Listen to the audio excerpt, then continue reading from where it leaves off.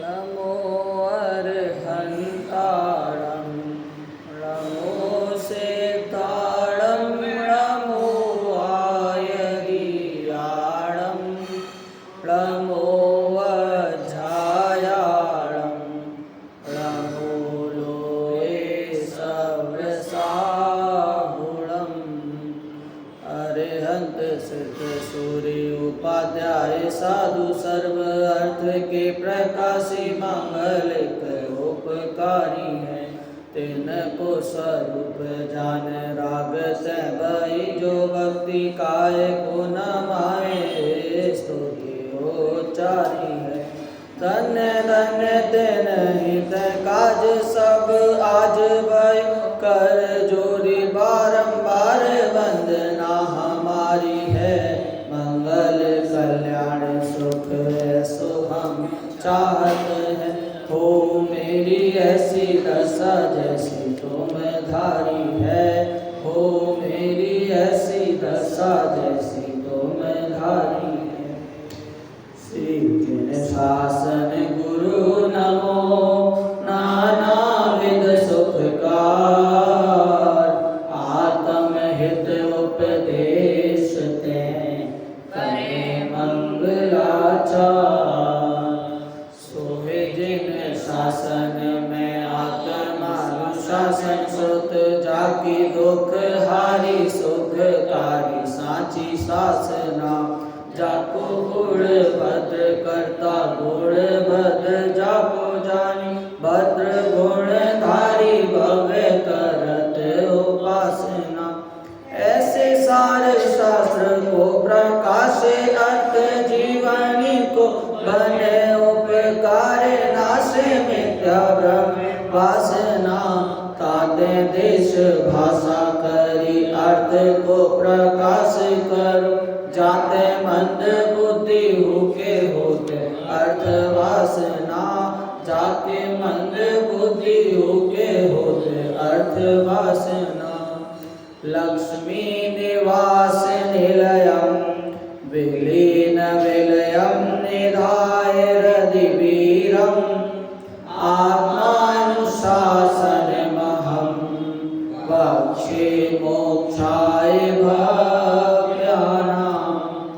जो लक्ष्मी के निलय रूप उन अविनाशी प्रभु को दार ग्रंथ रचो आत्मानुशासन भव्य जनों को है शिवकार। अपनी चर्चा आत्मानुशासन जो गुणभद्राचार्य द्वारा लिखा गया है उस पर चल रही है। काफी नीति परक श्लोक और साथ में धर्म में लगाने के लिए जो इसमें शब्द जो श्लोक जो अर्थ किया हुआ है वो बाल बुद्धि के लिए बहुत काफी है। इतने बड़े बड़े ग्रंथ हैं, इसकी जरूरत हालांकि क्यों पड़ी होगी? क्योंकि जब गुणभद्राचार्य ने संस्कृत वो प्राकृत में ग्रंथ लिख दिया है तो भी इसके लिए संस्कृत श्लोक किए। संस्कृत के बाद हिंदी में उसका अनुवाद किया, फिर उसके बाद भी इसका भावार्थ किया। क्या जरूरत पड़ी कि मोटे मोटे ग्रंथ तो बहुत सारे हैं पर एक बार अपन लघु में छोटा ग्रंथ बनाए और ये बाल बुद्धि को समझ में आए। बाल बुद्धि में क्या उम्र होनी चाहिए? 12 साल से कम, 18 साल से कम, ये बाल बुद्धि नहीं, ये बाल बुद्धि नहीं बोल रहे।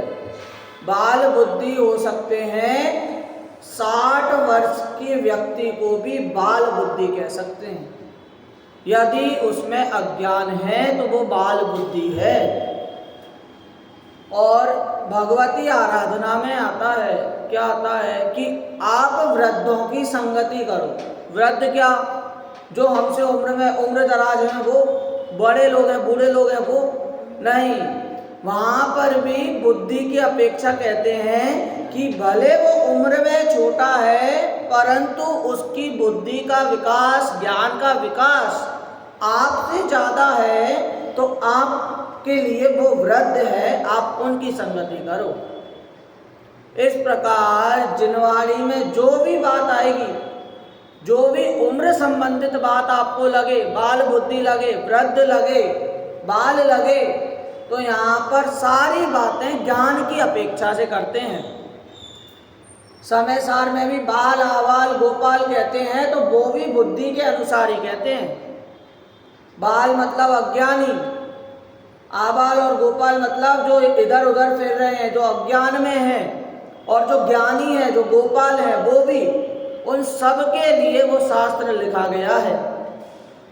तो इसीलिए यहाँ पर कोई भेद नहीं कि हम एक पर्टिकुलर व्यक्ति को लक्ष्य में कर कर ये सारी बातें कह रहे हैं, ऐसा कहीं पर भी लिखा नहीं आए। यदि आप सुन रहे हो तो ये बात आपके लिए है, यदि आप पढ़ रहे हो तो ये बात आपके लिए है। ये दूसरे सुनने में अपन को सीधे सीधे किसी और का चेहरा ध्यान आ रहा है तो उसके लिए ये वाली बातें नहीं हैं, ये आपकी बातें चल रही हैं, इसका भान होना चाहिए। अभी जो अपनी चर्चा होगी, कल तक अपनी चर्चा हुई वक्ता के स्वरूप, गुरु के स्वरूप, इन दोनों पर अपनी चर्चा हो गई कि किस तरह का वक्ता होना चाहिए, किस तरह के गुरु होने चाहिए। चलो, हमने देखा कि वक्ता श्रोता से कम है, बोलने वाले श्रोता से कम है। अब श्रोताओं की संख्या तो ज़्यादा है, अब उनमें भी श्रोता का स्वरूप कैसा होना चाहिए। कोई बोले कि आपके प्रवचन, संजीवी गोदा के प्रवचन बहुत अच्छे लगते हैं, हुकुमचंद जी भारेले के प्रवचन बहुत अच्छे लगते हैं। उनसे कोई बोले कि यहाँ पे कोई फॉर्म देना पड़ेगा आपको भर के, कि प्रवचन सुनना है तो आप फॉर्म दो भर के, कोई फीस दो, कोई रसीद दो। अब में क्या क्वालिटी होनी चाहिए भाई सुनने के लिए, कितनी क्वालिफिकेशन होनी चाहिए, कौन सी क्लास पास करनी पड़ेगी। बोलते नहीं करनी पड़ेगी। यहाँ तो अपन लोक व्यवहार में बोलते हैं आपको कुछ नहीं करना पड़ेगा, लेकिन शास्त्रज्ञ ग्रंथकर्ता कहते हैं कि श्रोता की भी क्वालिटी होनी चाहिए। वास्तव में वही श्रोता है। क्यों? श्रोता को भान होना चाहिए कि मेरे को क्या चाहिए। सबसे बड़ी बात ये पता होना चाहिए कि मेरे को, मैं दुखी हूं और मुझे सुख की प्राप्ति करनी है। ये अपने यहाँ पे लिखा अमूल्य तत्व विचार। अमूल्य तत्व विचार में सब कुछ बता दिया। क्या कि आप संसार में नहीं उलझो, हैं, इन सब में कुछ नहीं रखा।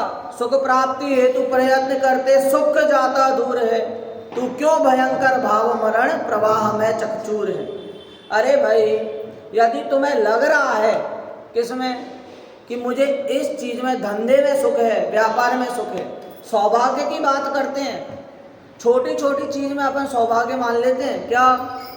अरे यार वो ग्राहक छूट गया, मेरा सौभाग्य, मेरा भाग्य अच्छा नहीं है, दुर्भाग्य है।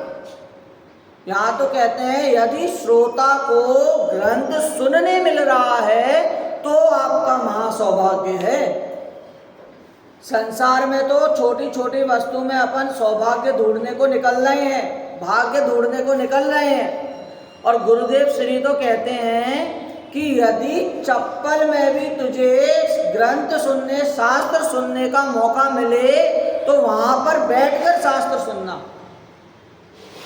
श्लोक आता है, तत्प्रति प्रीति चेतेन येन वार्तापि श्रुता निश्चितम सा भवेत् भव्यो भावि निर्वाण भाजनम। क्या? कि यदि तुम्हें शास्त्र सुनने मिल रहा है, मात्र इतना काफी नहीं है, यदि शास्त्र सुनने में तुम्हें प्रीति भाव जागृत हो रहा है, रुचि जागृत हो रही है, और उस रुचि में से तुम उस शास्त्र को सुन रहे हो, तब जाकर तुम भव्य हो। ये भव्य, भव्यता का शब्द तो अपन को बहुत छोटा लगने लगा है, क्योंकि अपनी डेली डेली में भाई हर एक ग्रंथ खोलो, 4 पन्ने पलटो, भव्य शब्द सुनने मिल जाए, 4 पन्ने पलटो, अनादि सुनने मिल जाए, अनंत सुनने मिल जाए। तो इसकी अपन को महिमा कैसी हो गई है, थोड़ी हो गई। लेकिन भव्यता की भी क्या महिमा कही कि ये वो जीव है जो निश्चित रूप से मोक्ष जाने वाला है। अपन पूजन करते हैं, पूजन में भी वो पंक्ति आती है तो ठोक बजा के कहते हैं क्या, निश्चित तेरे सदृश प्रभु अरिहंत अवस्था पाऊं। निश्चित कहते हैं, निश्चित, कोई शंका नहीं करते। लेकिन एक बात तो बताओ, निश्चित कह तो रहे हो, क्या तुम दुखी हो? दुखी हो? सबसे पहले ये मानो, अपन कहते तो हैं आत्मा आत्मा आत्मा। आत्मा ये शब्द पहले हटाओ, पहले ये बोलो कि मैं कौन हूं। यदि भूख लग रही है तो आत्मा को भूख लगती है, तो मैं क्या आत्मा हूं? भूख कहां से लग रही है? कर्म कहां से आ रहे हैं? कर्म की विच्छुत्ति कैसे होगी? मैं कहां से आया हूं? अपन छोटे बच्चे को भी देव दर्शन की विधि बताते हैं तो उसमें अंत में क्या कहते हैं कि स्वाध्याय आदि करना चाहिए, चिंतवन करना चाहिए मंदिर में। और चिंतवन क्या करना चाहिए कि मैं कौन हूँ, भगवान कौन है और मैं भगवान कैसे बन सकता हूँ। तो इसी अपन छोटे बच्चे को भी जो बाल बुद्धि है उसमें भी शुरू से वो संस्कार, वो बीज डालने लगते हैं। जैसे लमोकार मंत्र हुआ, अपन बच्चे को जब वो स्कूल भी नहीं जाता, जब वो बोलना भी शुरू नहीं करता, तब से अपन उसे लमोकार मंत्र सुनाने लगते हैं। तो ये परंपरा चलती रहती है, इसीलिए उसके आगे जाकर वो लमोकार मंत्र याद हो पाता है। और अभी जहाँ पर ये धारा प्रवाह टूटी तो आप कई जगह कई लोगों को देख लोगे कि जो जैनी होते हुए भी उन्हें लमोकार मंत्र अब याद नहीं है। क्यों? क्योंकि यहाँ पर श्रोता की परंपरा टूट गई। अपन एक बार श्रोता का जो स्वरूप है उसमें जो अपन को श्लोक दिया गया है, इसमें पेज नंबर 7 में श्लोक नंबर 7, शार्दूल विक्रीडित छंद, इसमें सच्चे श्रोता का स्वरूप। सबसे पहले उत्थानिका में क्या कहा, यदि उपदेशक ऐसा हो तो शिष्य कैसा होना चाहिए। इस प्रश्न का उत्तर देते हुए निम्न छंद कहते हैं। हमने सुन तो लिया भाई कि कैसे उपदेशकर्ता बहुत हैं, उनमें भी हमने जो मेन, जिसमें जो क्वालिटी, ये जो क्वालिटी बोली है, ऐसी क्वालिटी वाले हमें आदमी मिले, व्यक्ति मिले। वक्ता तो वास्तव में वह है। अब बोलने वाले तो अपन ने देख लिए, लेकिन सुनने वाले भी कैसे होने चाहिए, इसलिए श्लोक इसके लिए कहते हैं। शार्दूल विक्रीडित छंद है, भव्यः किं कुशलं ममेति विमृशन् दुःखातिप्रस्फीतवान् सौख्येषु श्रवणादिको दिव्यभवः श्रुत्वा विचार्य स्फुटं धर्मं सर्वकरं दया गुणमयं योक्त्यागमाभ्यां स्थितं गृह्णन् धर्मकथां श्रुतावधिकृत शास्यो निरस्ताग्रह। धर्म कथा का श्रोता होता भव्य और निज हित चिंतक, दुखों से भयभीत तथा श्रवणादि बुद्धियुक्त हितवांछक, सुनकर और दया गुणमय धर्मस्थ युक्ति अरुआगम से श्रुत मर्यादाधारी आग्रह मुक्त धर्म वार्ता सुनते। इसमें सबसे पहले भव्य शब्द का प्रयोग किया। भव्य कौन? अपन को तो पता है कि भव्य जो मोक्ष में अवश्य रूप से जाएगा, निश्चित रूप से जाएगा, वो भव्य है। भव्य कौन? जल से फल तक का वैभव है, मैं आज त्यागने हूँ आया, भव्य वो है। लेकिन दीपचंद जी कासलीवाल भगवती आराधना में भव्यत्व और अभव्यत्व के भेद से दो उसके अर्थ करते हैं। भव्यत्व मतलब जो आत्मा में विद्यमान है वो, और अभव्यत्व मतलब जो आत्मा में विद्यमान नहीं है वो। आत्मा में क्या विद्यमान? ज्ञान दर्शन आदि। और क्या विद्यमान? कि वो कर्म से भिन्न है, वो गुण स्थान से भिन्न है, मार्गण स्थान से भिन्न है। इन सब की जो चर्चा है वो अभव्यक्त में दी।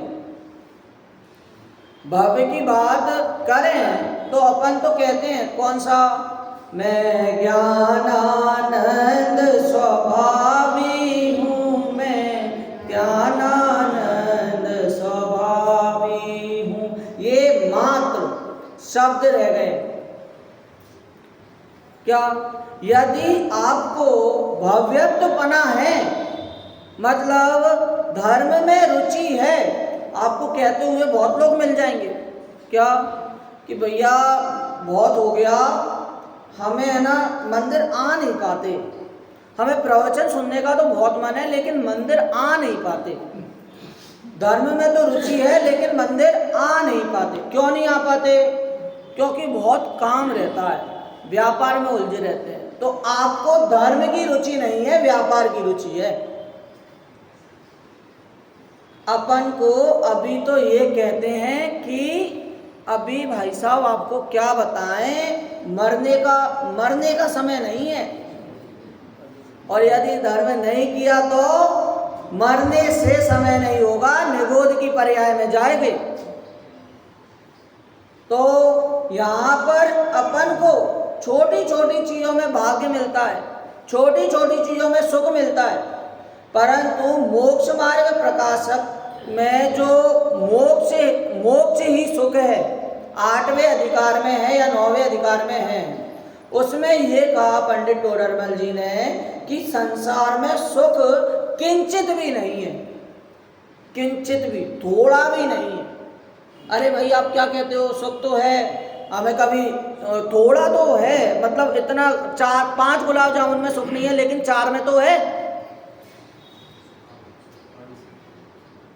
अंश भी नहीं, वो सुख आभास है। जैसे किसी का ट्रक से एक्सीडेंट हो गया और किसी का मात्र वो छोटे बच्चे की साइकिल से पैर में लगी, वो साइकिल से जिसको लगी है वो अपने आप को सुख मानेगा, मैं सुखी हूं, उसको तो ट्रक से हो गया। तो ज्यादा दुख वाले से कम दुख वाला अपने आप को सुखी मानता है। यही संसार में चलता है। वास्तव में सुख है ही नहीं। इच्छा अपनी होती है। क्या इच्छा होती है? अपन ने इतने सारे पंच कल्याणक करा लिए हैं, इतने मंदिर बनवा लिए हैं, भगवान स्थापित हो गए हैं, लेकिन उन भगवानों की देख रेख क्या? वहां पर भगवान तो स्थापित कर दिए लेकिन वहां पर भगवान आत्मा एक भी नहीं है, मात्र मूर्ति रख दी। अरे कबीर का एक छंद है, हालांकि मुझे याद नहीं है, वो बोलते हैं कि यदि पाषाण पूजने मात्र से ही भक्ति पूजन होती तो मैं पूजूं पहाड़, मैं पहाड़ पूजूं, मैं सीधी मुक्ति में जाऊं, मोक्ष में जाऊं। मालाएं टूट गई गिन गिन के, जाप कर करके, प्रतिमा घिस गई प्रक्षाल कर करके, लेकिन क्या अपना चित्त वहां पर है या नहीं, ये बात समझने योग्य है। और वही श्रोता है। श्रोता मात्र यहां पर बैठकर वो श्रोतापने को शोभे, ऐसी बात नहीं है। श्रोतापने को तो वह शोभे जिसने स्वाध्याय जिनवाणी आदि में जो चर्चा है वो उसके मन में निरंतर बनी रहे, वो श्रोता है और वो भव्य है, उसी को भव्यत्वपना है, यह समझना। दूसरा क्या कहते हैं? भव्य किम कुशलम ममेति विमृशम दुखात भ्रशम भीतवान। क्या कह रहे हैं कि जो भव्य है वही श्रोता है। और कैसा श्रोता है? कि अपने बगल वाला, अपने पीछे वाला जो मंदिर डेली आ रहे हैं, यदि 1 दिन 2 दिन 3 दिन मंदिर ना आए तो एक बार पूछे कि कुछ दिक्कत तो नहीं है। इसलिए नहीं पूछे कि भैया तुम आ नहीं रहे, क्यों नहीं आ रहे, फटकार के लिए नहीं, टॉन्ट के लिए नहीं, यहाँ पर तुम्हारा स्वाध्याय छूट रहा है, क्यों नहीं आ रहे, क्या दिक्कत है, इस बात के लिए पूछे। कुछ लोग तो ये होते हैं कि यदि मंदिर में अध्यक्ष से कुछ हुई हो बहस, मंदिर के मंत्री से बहस हुई हो, तो मंदिर छोड़ देते हैं, उस मंदिर में नहीं जाना, वहाँ पर स्वाध्याय चल रहा है वहाँ नहीं जाना। क्यों? अरे भाई तुमने अध्यक्ष मंत्री के कारण मंदिर छोड़ दिया, पर अध्यक्ष और मंत्री का थोड़ी ना मंदिर है ये तो महावीर भगवान, तीर्थंकर, अरिहंत परमेष्ठी, इनका मंदिर है। तुम इस मंदिर को धिक्कार के आ गए तो अध्यक्ष मंत्री को ज्यादा पाप नहीं लग रहा, तुम ज्यादा पाप कमा रहे हो। अपन ने इतने सारे, उसमें तो नहीं जाऊंगा मैं, तो भी एक हिंट मात्र की कि इतने कर दिए हैं भेद, कोई सी महावीर भगवान की मूर्ति, कहीं कुछ कहीं कुछ। अरे भाई ये बताओ कि महावीर भगवान एक पर्टिकुलर व्यक्ति तुम्हारे हैं या सबके हैं? तो अपन ने किए हैं, क्यों? क्योंकि श्रोतापना सब लोगों में समान नहीं है। वो उस तरह के श्रोता हैं, जैसे अपनी चर्चा हुई थी कल, आधा ज्ञान हमेशा हानि का कारण होता है। देव दर्शन पूजन विधान आदि मत करो, सब पुण्य है, सब बंद है, मत करो, पाप करो तो फिर जाके।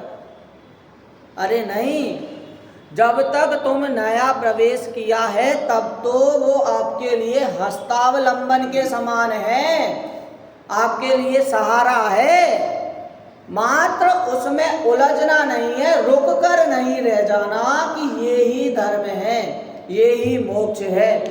आगे अपन को चलना पड़ेगा।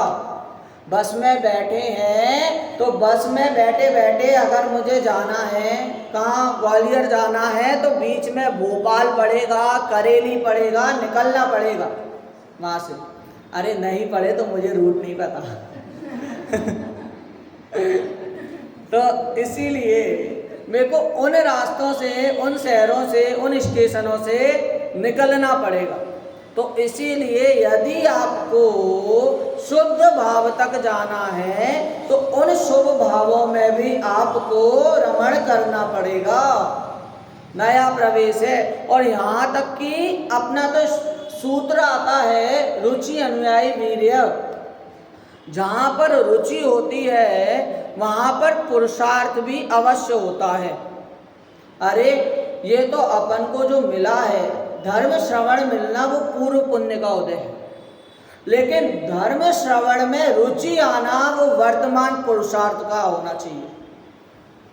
यदि आपका पुरुषार्थ यहाँ पर नहीं होगा तो आपको ये रुचि जागृत नहीं हो पाएगी। सर्वप्रथम तो एक ही बात है कि मैं कौन हूँ, सीधे बस एक ही चीज से स्टार्ट होता है। मैं मतलब वक्ता का बात नहीं, मैं, मेरे लिए मैं कौन हूँ, और इसका विचार कैसे करना, आप पढ़ो फिर से। इसका विचार विवेक पूर्वक शांत होकर कीजिए तो सर्व आत्मिक ज्ञान के सिद्धांत का रस पीजिए। बताइए, वास्तव में श्रोता तो वो ही है। श्रोता, सोता नहीं बोल रहा, श्रोता वाला सोता नहीं, श्रोता। 3 चीजें होती हैं, श्रोता, सरोता और सोता। सरोता मैं बता रहा, श्रोता वो सोता मतलब जो धर्म श्रवण में सो रहा है, सुनने में सो रहा है, वो सोता। सरोता मतलब कि बैठे ही इसलिए है कि ये कोई बात बोले और हम काटें, सरोता काटता है। बैठे इसलिए है कि हम कोई प्रश्न पूछे, इनको ना आए, इनकी बात कट जाए, वहां पर परीक्षण के लिए बैठे हैं, इंटेरोगेशन के लिए बैठे हैं, वो श्रोता। और श्रोता मतलब जो भव्य जीव है, जिसको ऐसे विचार आ रहे हैं, वो श्रोता। कहीं भी चले जाओ आप, हम शिविर आदि में जाते हैं, एक ना एक ऐसे होते हैं कि हमने पूरे शास्त्र पढ़े हैं, आप जो बोल रहे हो वो गलत है, ये सिद्ध करने में ही आधा समय चले जाता है। हाँ, होता है ऐसा। क्यों? क्योंकि उन्हें अपनी बात सिद्ध करनी होती है कि भाई मैंने आपसे ज़्यादा शास्त्र पढ़े हैं, ये बात होती ही होती है। तो उनको यहाँ पे श्रोता के उसमें लिया कि बात कोई सी भी हो, हमें काटना है। अरे भाई, ऐसा भी होता है, काटना तो आप उसे भी कहो कि यहाँ पर जो वक्ता कह रहा है, जैसे पंडित डोरनमल जी, उन्होंने प्रश्न का सहज उत्तर देते गए। अपने प्रवीण जी भाई साहब, वो यदि बच्चों को पढ़ाते हैं तो वो भी उसी तरीके से पढ़ाते हैं कि बच्चे को ये प्रश्न उठना चाहिए जो विषय पढ़ा रहे हैं, और उठता है वो बच्चा ऐसे उचकता है ना, हाँ भाई आ गया आ गया आ गया, तो वहाँ पर वो कहते हैं हाँ रुको रुको रुको, वो समझ गए, उसको प्रश्न उठ गया, फिर वो आगे का वही प्रश्न का उत्तर सहज रूप में देते हैं। तो वहां पर ये काटने वाली पद्धति अपन को नहीं करनी, अपन को श्रोता होना है, सरोता और श्रोता नहीं होना। तो इसीलिए श्रोता का लक्षण यही होना चाहिए, भव्यत्वपना। सबसे पहले भव्यत्वपना लिया, मतलब इसका मतलब क्या हुआ, मोक्ष का अभिलाषी होना चाहिए, किसी और चीज का। अभी तो मोक्ष का अभिलाषी इसलिए कह रहे हैं क्योंकि इसमें नवीन श्रोता, नए श्रोता की बात आ रही। आप क्या समझते हैं 30 साल 50 साल हो गए हम प्रवचन सुन रहे हैं, हम पुराने श्रोता हो गए? अरे नहीं, एक बार लक्षण पढ़ो, यदि ये लक्षण है आप में तो सही, और यदि नहीं है तो वापस से रिवर्स गियर डालो और वापस से श्रोता बनो, तब आप नवीन श्रोता हो, नए श्रोता हो। पंडित टोडरमल जी के उसमें भी मोक्षमार्ग प्रकाशक में वो यदि वर्णन करते हैं तो उसमें नवीन श्रोता ऐसा लिखा है कि नए श्रोता की बात चल रही है। हुकुमचंद जी भारेल वो एक बात कहते थे छोटे दादा कि जैसे मेरे पास एक लेडीज आई अपने बच्चे को लेके, मैंने उन्होंने मेरे से पूछा कि इसको पढ़ाने के आप कितने रुपए लोगे? उन्होंने बोला 100 रुपये। फिर अगले दिन आई तो उन्होंने बोला पढ़ाओ, तो हमने बोला 200 रुपये। बोलते अरे यार आपके पल पल रेट बढ़ रहे हैं, ये क्या 200 रुपये क्यों, आपने 100 रुपये बोला था पहले। तो बोलते 100 रुपये तो उसके कि इसने जो पुराना ज्ञान अपना जो धारण किया, पुराना अज्ञान धारण किया है उसे मिटाने के लिए, और 100 रुपये उसके जो उसके वास्तविक ज्ञान है उसके लिए। क्या ये पुराना अज्ञान जो धारण किया हुआ है कि मैं श्रोता हूं, मैं श्रोता हूं, मैं श्रोता हूं, एक बार पढ़ो तो, विचारो तो, क्या आपके अंदर ये गुण है? अपन सही बताएं, यदि मंदिर में देखें तो भगवान को सुनने आते हैं या भगवान को सुनाने आते हैं? अपन यहाँ पर कह तो देंगे, क्या कह देंगे? मिथ्या दृष्टि कह तो देगा, क्या कहेगा? आधे ग्रंथ पढ़ के द्रौपदी को चीर बढ़ायो, सीता प्रति कमल रचायो, अब मेरी बारी है, कुछ तो करो, मैं इतने पूजन पाठ कर रहा हूं, कुछ तो करो, धर्मादिक कर रहा हूं, कुछ तो करो, कुछ करते ही नहीं, मैं दुखी हूं। अरे भाई देखो, ये बता तू दुखी है तो कम से कम वास्तविक सुख का उपाय तो तू पता कर। जिन भगवान ने जो राज्य संपदा भोग सामग्री आदि छोड़कर जो भगवान पद पे गए हैं, परमेष्टि पद पर गए हैं, तू उनसे वही मांग रहा है, तो ये तो मूर्खता भरी बात हुई। अपनी तो आराधना भी कैसे होनी चाहिए, वांछा रहित। अरे निर्वांछक हो भगवन ये आराधना हमारी, होवे दशा हमारी बस जैसी हुई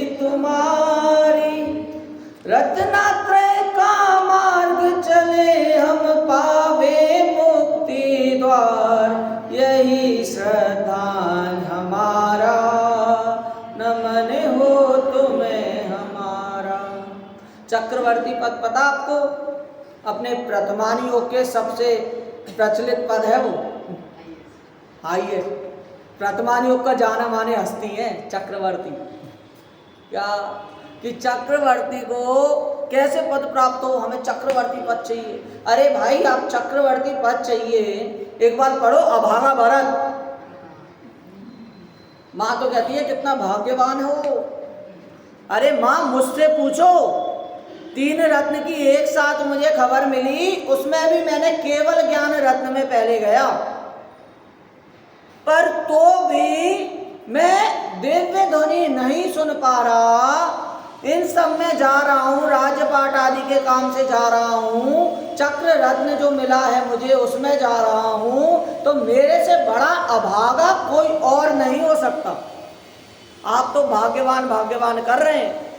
तेल वाला उदाहरण भी है कि तेल दे दिया, जहाँ देख के मैंने अयोध्या नगरी सजाई है,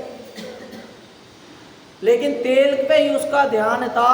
उसी प्रकार भरत चक्रवर्ती का मात्र अपने पे ध्यान था, स्वयं पे ध्यान था, इस कारण उसे घर में ही वैरागी कहते हैं। प्रवचन में आया था 4-5 दिन पहले, क्या घर में ही वैरागी, घर में ही वैरागी लगे रहते हैं। इतनी सारी राज्य संपदा है, सिंहासन है, उसमें बैठे तो शेर की तरह लगे, ऐसा भरत चक्रवर्ती। आप कह रहे हो कि अभागा अभागा घर में वैरागी, कैसे? भरत चक्रवर्ती ने सुन लिया, बुलाया राज्य में, दिया तेल का कटोरा, जा देख के आ। अरे भाई, तुमने क्या देखा, क्या देखा? अरे मैं कैसे देखता, तेल पे ध्यान था, एक बूंद गिरती मेरी गर्दन उड़ती, तो मैं कैसे देख लेता? तो उसी प्रकार यहाँ पर भी कहते हैं कि यदि श्रोता है तो भाई सबसे पहले पता करो कि तुम दुखी हो या सुखी हो। इसमें भी सबसे पहले जो श्लोक आए थे उसमें यही कहा कि जो दुखी है और सुख चाहता है वो मेरा उपदेश सुने। जबरदस्त धर्म है, लेकिन जबरदस्ती का धर्म नहीं है। कोई पकड़ के आपको जबरदस्ती बिठाकर उपदेश सुना है कि तुम दुखी हो दुखी हो दुखी हो। अरे भाई, तुम्हें आभास होना चाहिए, मुझे आभास होना चाहिए कि मैं दुखी हूँ, इसलिए मैं उपदेश सुनूंगा, मैं इसका श्रवण करूंगा, मैं इसका पठन करूंगा। ऐसी बात होनी चाहिए, ऐसा भाव भाषण होना चाहिए। सौख्येशी श्रवणादि बुद्धि विभवा श्रुता विचार स्फुटम। क्या सुनने से सुख, मैं सुखी हूँ, मैं सौभाग्यशाली हूँ, मेरे से ज़्यादा सौभाग्यशाली कोई नहीं है, ऐसा भान होना चाहिए। जैसे अपनी चर्चा हुई कि प्रसाद मिलता है, अन्य मंदिरों में प्रसाद लेते हैं, तो उसी प्रकार अरिहंत आदि का प्रसाद तो ये दिव्य ध्वनि है। लड्डू पेड़ा आदि प्रसाद वहां पर नहीं मिलेंगे। अपनी तो एक शायद भक्ति भी है ना, ऐसे भी बोलते पिस्ता बादाम श्रीफल लवंग चरणन तुम डिग में ले आया, ये सब। हाँ, आत्म रस पीने, निज सुख पीने, जो भी है, तो उसमें भी अपन क्या कहते हैं, ये पिस्ता बादाम आदि मेरे नहीं है, ये तो आपके चरणों में रख रहा हूं मैं। हाँ, तो इसीलिए यहाँ पर जो मेरा प्रसाद रूप है, जो वो तो मात्र धर्म श्रवण करने में है। इस प्रकार भव्यत्व जीव के विचार इसमें होते हैं। आपके उपदेश में ही मेरे सुख की बात है। अरे भाई, कैसे? अगर प्रवचन आदि करना है, शिविर आदि करना है, जगह चाहिए, व्यवस्था करनी पड़ेगी। अरे व्यवस्था नहीं करनी पड़ेगी, व्यवस्था हो जाएगी। क्या निमित्त, यदि खुद में उपादान रूप शक्ति है तो निमित्त तो आकाश से उतरते हैं। हाँ, जहाँ पर उसको शेर को जो कि मांस खा रहा है, हिरण को फाड़ कर खा रहा है, अरे जब कुत्ता अगर मांस खाए उसके पास में आप छेड़ के देखो, आप वहीं पर ही डर के भागोगे, कुत्ता ऐसा गुर्राएगा। और वहां पर शेर खुद मांस खा रहा है, वहां पर निमित्त 2 मुनिराज आए, उसको बोला और उसको सम्यक दर्शन हो भी गया। तो क्या वहां पर शेर की उपादान रूप शक्ति थी, तभी वो निमित्त आकाश से उतर कर आए। और कहते भी हैं जब मूंछ वाले को सम्यक्त की प्राप्ति, पूंछ वाले को सम्यक्त की प्राप्ति हो गई तो मूंछ वाले को कब तक नहीं होगी। तो इस प्रकार भव्यत्व के गुण, श्रोता के गुण अपन को होने चाहिए। आगे क्या कह रहे हैं, धर्मम शर्म करम दया गुणमयम युक्त आगमाभ्याम स्थितम। क्या कि भैया दया गुण से युक्त होना चाहिए। कौन होना चाहिए, श्रोता को होना चाहिए। सारे श्रोता के लक्षण हैं। ऐसा नहीं कि एक श्लोक भी मेरे को याद नहीं है, उसका अर्थ पता है कि यदि इसे व्याख्यान नहीं सुनना, प्रवचन नहीं सुनना, उसमें रुचि नहीं आ रही तो वो सभा में लड़ेगा, सोएगा, और भी रुचि नहीं है तो सभा से उठ के चले जाएगा बाहर।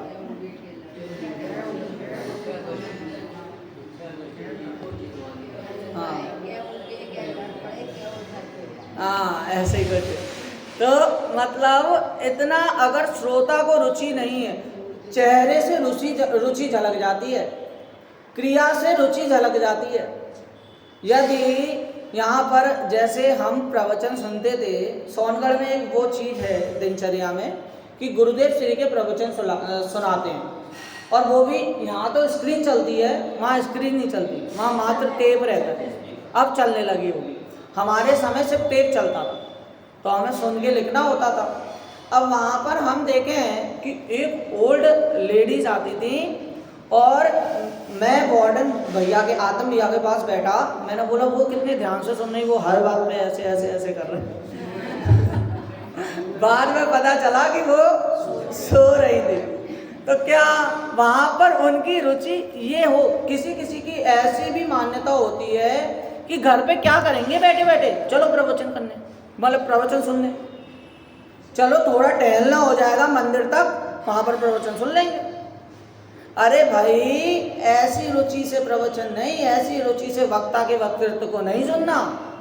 रुचि आपकी कहाँ पर है, ये बात सबसे ज़्यादा बड़ी होती है कि भाई घर पे बैठे बैठे क्या करना, अभी तो खाने में टाइम है, अभी तो नाश्ते में समय है, तो चलो ऐसी प्रवचन सुन लेते हैं।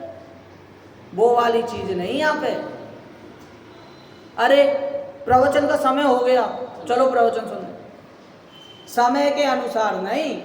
आपका श्रोता बना, हमारा श्रोता बना, मेरा श्रोता बना, ये तो जब शोभेगा जब मुझे पता होगा कि मुझे क्या चाहिए। यदि दुकान में भी जाते हो, यदि आपको 4 टमाटर सही मिल गए ना, तो उसमें अपन अपना सौभाग्य मान लेते हैं। और यहाँ पर अपनी, जहाँ पर गतियों की बात हो रही है, गति सुधरने की बात हो रही, भव सुधरने की बात हो रही है, वहाँ पर अपन को भाग्य, सौभाग्य, दुर्भाग्य का कुछ पता नहीं है। जहाँ पर जैसी पद्धति हो, अरे भाई चलो आप हॉस्पिटल चलो, कोरोना काल है, हॉस्पिटल में आप भोजन दोगे, आहार दोगे तो धर्म होगा, सुख होगा। इन सब में सुख मानते हैं। गुरुदेव श्री के प्रवचन में कल परसों बात आ रही थी, परसों बोल रहे थे कि सूर्य को नमस्कार करता है, पेड़ को पूजता है, इन सब में सुख मानता है, ये तो मिथ्यात्व है। वास्तविक सुख मेरे में है, अंतर में जाके देख। कुएं में जैसे पानी भरा है तो उस पानी में सुख है, जैसे पत्थर मारा पानी निकला, उसी प्रकार अपने अंतर में शुद्ध भावों का एक नुकीली छेनी मार, तब अंतर में तुझे जो भगवान है, जो आनंद का जल है, वो मिलेगा। तो सबसे पहले मैं को जानना, और मैं ही वास्तविक पूरा, मैं ही वास्तविक सुख की खान हूँ, ऐसा मानना। मैं कौन हूँ, आया कहाँ से, और मेरा रूप क्या, ये सबसे पहले पता करना। ग्रहणं धर्म कथाम श्रोतावधि कृत शास्यो निरस्ताग्रह। क्या कि भैया जो धर्म कथा है उसको ग्रहण करना, कर्म कथा तो सब ग्रहण कर रहे हैं। आपको ये तो जगह जगह पर बोलते हुए मिल जाएंगे कि घर बैठे पैसे कैसे कमाएं, जीरो इन्वेस्टमेंट से पैसे कैसे कमाएं। हालांकि होता नहीं, मुझे भी पता है, लेकिन ये सब कहते हुए बहुत मिल जाएंगे। लेकिन ये कौन बताएगा कि चाय से ज़्यादा इजी सम्यक्त की प्राप्ति है, चाय बनाने से ज़्यादा इजी। चाय में अनेक निमित्त चाहिए, लेकिन सम्यक्त में कोई भी नहीं चाहिए। मेरे से मेरे में मेरा ज्ञान होना वही सम्यक्त, मुझसे मुझ में मेरा ज्ञान होना वही सम्यक्त। इसमें किसी चीज की जरूरत नहीं है। लेकिन अभी भी वही बात आई कि सबसे पहले मैं पर आकी पूरी गाड़ी रुकती है, और मैं पर रुकती है तो इसका मतलब क्या हुआ कि अपन को भी कहीं भटकने की जरूरत नहीं है। यहाँ पर तो कहते हैं भय के बारे में, कहते हैं कहाँ पर वक्ता में कहा कि भय होना चाहिए। काय का भय होना चाहिए? संसार का, चार गति में भ्रमण का, इसका भय हो। और श्रोता में भी भय की बात कर रहे हैं। कैसा भय होना चाहिए? कि भाई इसको भी ऐसा भय होना चाहिए कि कहीं मैं गलत श्रवण ना कर लूं, कुपत्य आदि पे नहीं चले जाऊं। क्या कहते हैं कि 5, जैसे अपनी सबसे पहले बात हुई थी कि 6 काल हैं, 6 काल में से 5 काल में तो पता लगेगा, पंचम काल को छोड़कर 5 काल में तो पता लगेगा सीधे सीधे धर्म क्या है, अधर्म क्या है, पुण्य क्या है, पाप क्या है। लेकिन पंचम काल में एक और चीज जुड़ गई, धर्म क्या है, अधर्म क्या है, और साथ में कुधर्म और आ गया, पत्य सुपत्य और कुपत्य और आ गया। तो वहां पर जीव क्या हो जाता है, हड़बड़ा जाता है कि मैं जाऊं तो जाऊं कहां। सलाहकार बहुत मिलेंगे, लेकिन सर्व से अच्छा सलाहकार मेरे लिए मैं हूं। जब दुर्जनों की भीड़ में एक सज्जन फंस जाता है तो वो भीड़ में होते हुए भी अकेला होता है। तो उसी प्रकार यहाँ पर संसार की भीड़ में कोई एक श्रोता फंस जाता है तो वो श्रोता एक अकेला ही उस भीड़ में होता है। क्यों? क्योंकि भाई यदि मैं चले गया तो धन श्रवण कौन करेगा? मैं तो जिस काया में जाऊंगा उस काया से राग हो ही जाएगा। ये तो बात पता है। जैसे वो विष्टा में उत्पन्न कीड़े की पर्याय से तो द्वेष था, बेटे को बोल दिया कि मैं कीड़ा बनूंगा, मार देना जैसी बारह, एकदम कुचोट देना। बेटा आज्ञाकारी था, मारने भी पहुंच गया। और मारने पहुंचा और जैसी मारने को वो कीड़ा अंदर घुस जाए, जैसी मारने को कीड़ा अंदर घुस जाए। अरे पिताजी ने तो दगा कर दी, पहले तो खुद ही कह रहे थे मार देना, और मार रहे हैं तो भाग जा रहे हैं बार बार। तो क्या उसको उस कीड़े की पर्याय से भी राग हो गया? तो उसी प्रकार राग और द्वेष की परंपरा निरंतरता तो निरंतर चलती जाएगी जब तक ये भान नहीं होगा कि मेरे में क्या है, मुझे किस चीज की जरूरत है। जब तक जरूरत का पता नहीं चलता तब तक उस कार्य में उद्यमवंत भी नहीं होते। तो सबसे पहले ये पता होना चाहिए कि मेरा वास्तविक स्वरूप क्या है, वास्तव में मैं कौन हूँ, मैं क्या ज्ञानानंद स्वभावी हूँ या नहीं हूँ, मैं हूँ अपने में स्वयं पूर्ण हूँ क्या, वास्तविक में लगता है क्या। तो नहीं लगता तो सबसे पहले तो इसका भान करो। इस प्रकार अपन ने आज इसका सामान्य अर्थ अपन ने देखा, और इसी सामान्य अर्थ को ग्रहण करते हुए अपन इसका विशेष अर्थ, जो कि विशेष रूप से खुलासा भी किया है, इसमें पीछे सब कुछ का शुश्रूषा, श्रवण, ग्रहण, धारणा, विज्ञान, उहापोह, तत्व अभिनिवेश, किस प्रकार इस जीव को करना चाहिए, श्रोता का वास्तविक स्वरूप क्या है, श्रोता की वास्तविक क्वालिफिकेशन क्या है, तो इस प्रकार श्रोता को होना चाहिए। और इन लक्षणों को ग्रहण कर, इन लक्षणों का पता होने पर हम भी श्रोतापने को धारण करें और शीघ्र ही मोक्ष रमणी का वर्ण करें। इस प्रकार की मंगल भावना से मैं आज की वाणी को विराम देता हूँ।